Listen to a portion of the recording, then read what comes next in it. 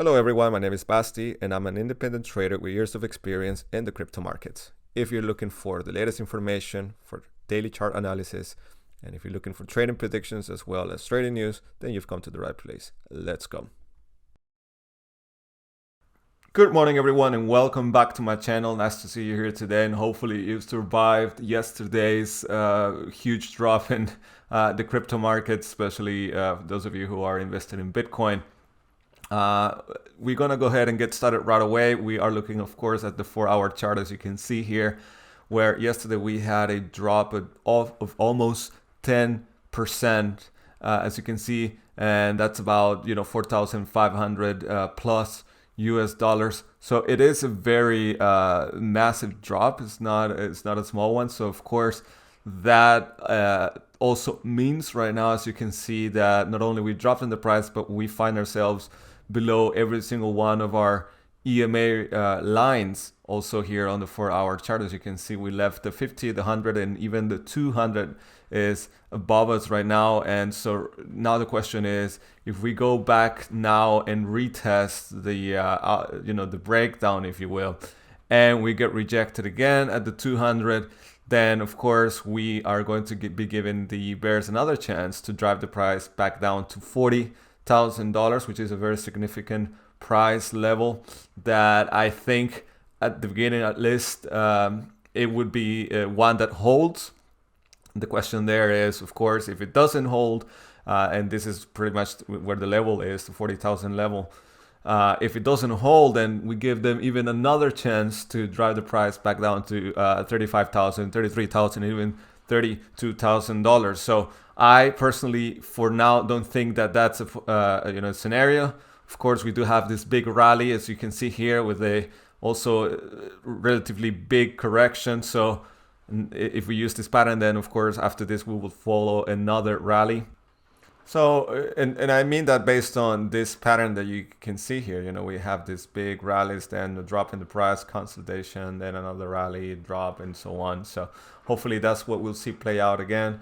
If we move over to the daily chart, we also see here something very as you can see, a very, very solid bearish candle that we had yesterday. There's almost no tip at the top and at the bottom. However, something to notice here is that we did manage to close above our 50 EMA line indicator on the daily chart. So make sure you recognize that.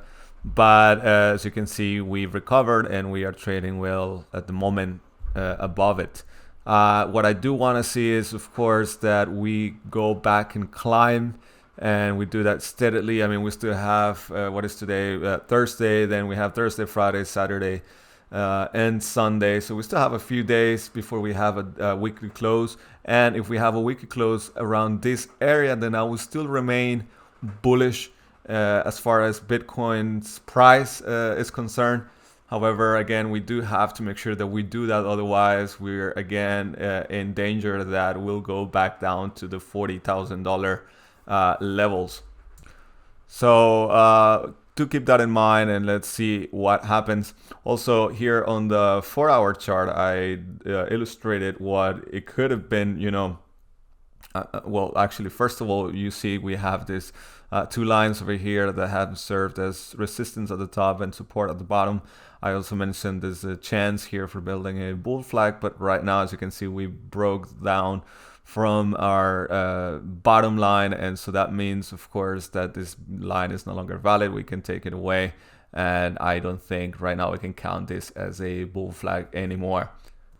Before we continue, I wanted to first of all thank those of you who were yesterday at the live stream with me. Over 1,000 people were there live, and then of course we had more people watching afterwards. So if you haven't already, make sure you hit the like button for this video, you hit the subscribe and the notification bell button so that you stay up to date with everything that we post. So now let's go over here and have a quick look at what happened yesterday. So of course we do have in this graph the different amounts of short and long positions that were liquidated. Here you have the first huge candle that liquidated $33 million worth of long positions. That of course caused the market to drop massively, and then a lot of people saw that and they came in and said, okay, now we have the correction, now the price is going to continue to go and climb back again. A lot of people came in with long positions, and then again you can see here those got triggered as well. 12 million here, 10 here, 12 over here, 10 again. So it is a very dangerous game that we are playing, and even just today, in the hours that we've had for today, $358.6 million have already been liquidated as far as long positions are concerned. Yes, there are some shorts that got liquidated, but nothing in comparison to the long positions. So do be very careful. Keep this on the radar, and don't get caught up in this game. Crypto Fear and Greed Index 34 points. That is of course a huge drop from 48 points that we had yesterday. We've been kind of swinging back and forth between minus or plus 50 points for the last few days. And here on the graph, I mentioned here we can be if we are here for a while, there's a big chance that we drop again. That's of course unfortunately what did happen, and now we have to see how the whole thing develops. Of course, this is not a nice level right now to be in. Hopefully we don't go back into the 20 and 30 range in the next few days, but we just have to wait and see how the whole thing evolves. And now let's go over here then and take a look at yet another thing that I think, of course, or I'm very certain that influenced the price levels of Bitcoin yesterday. So for that, we're going to open up the S&P 500 chart and also, of course, the Bitcoin chart here on the left. Let's go ahead and set it up at the 15-minute level or time frame, where here, let's see if we can find it. Yeah, over here, we have exactly when the markets opened.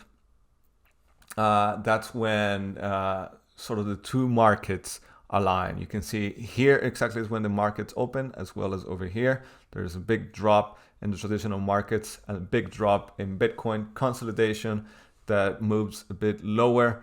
Same thing here, consolidation that moves a bit lower. Then a spike because the Federal Reserve announced yesterday that they're going to be winding down the trillions, I think it's $9 trillion that they had in asset purchases, purchase holdings.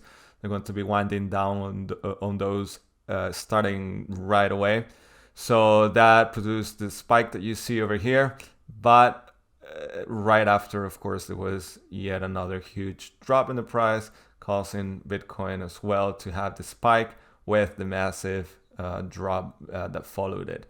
Then, of course, the S&P 500 went back up to this level and had a relatively stable close. Of course, Bitcoin tried to mimic the same move, but because Bitcoin doesn't have a daily close, then as you can see here at around 2 o'clock European time, that's when the whole dilemma continued. So as you can see here, and I'd be interested to hear also from you guys in the comments below, Bitcoin is following the traditional markets once again. This is why it's important that every day when the markets open, that you keep that in mind, that you see how things react. If the traditional markets, for example, today, spike, and you can expect that Bitcoin would pretty much do the same thing. I mean, I'd be very surprised if it doesn't. But for the day traders out there, here on the 1 hour chart, you have all the EMA lines above you. You also have that on the 4 hour chart, which means a lot of resistance. It's now above us. You can see over here an example that when we had that same setup happening, we had to be consolidating below these lines for a while before we could make a move above them. So here, based on that pattern, I really don't think that we're going to skyrocket right away, but rather we're going to be moving sideways here, trying to get over this EMA lines before we can continue moving north of here. If, of course, the traditional markets drop, then Bitcoin also would pretty much do the same. So let's keep an eye out on that. And now let's go and have a look at Ethereum. And of course, here again, Ethereum reacts to what Bitcoin does. We had another drop in the price here as well, but we are above our support line over here, which is at least for now good news. The bad news is that we're still too close to it. We do have, of course, our 200 EMA line below us. That's also good. Bitcoin already dropped below this. So based on percentages, Ethereum is doing much better than Bitcoin currently. But right now we do have to manage to, you know, take out again these two previous highs that we have here at $3,266 before we can continue going up. But we can only manage to do that with Ethereum if Bitcoin also goes up in the price. If it doesn't, then it'll be very difficult for Ethereum to do that right now. And, you know, this applies again, overall, not just to Ethereum, but all the altcoins. Right now, yes, and this is not financial advice to anybody, but yes, it is a very interesting moment to buy them if you're thinking about investing for the long future. If you think, oh, here's a project that I'm interested in that I think has a lot of potential, then of course you can come in and buy. But if you're looking to trade with leverage, right now the altcoins, they're very, they behave very erratically. You know, they don't really care if you have support, if you have resistance here, because, you know, based on what Bitcoin does, they still perform worse if Bitcoin drops than Bitcoin itself does. So, you know, you can ignore this support resistance when it comes to them. Be very careful.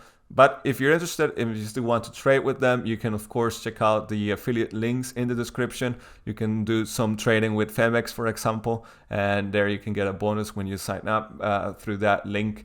And so, yeah, just before we say goodbye, make sure that you also check out the link for our Telegram group. It is completely free if you want to join, and I'm always posting relevant information here regarding Bitcoin and the crypto markets at large. And we have almost 10,400 members. For today, one thing to keep in mind here on the 4-hour chart, we have to manage getting above, you know, crossing the 200 EMA line, and also on the daily, we're not allowed to have a daily close below the 50 EMA line. And that's everything that I prepared for you guys today. Thank you so much for watching. Make sure you subscribe to the channel if you haven't done so already. You hit the like button for this video. And thank you so much. My name is Basti. Bye-bye.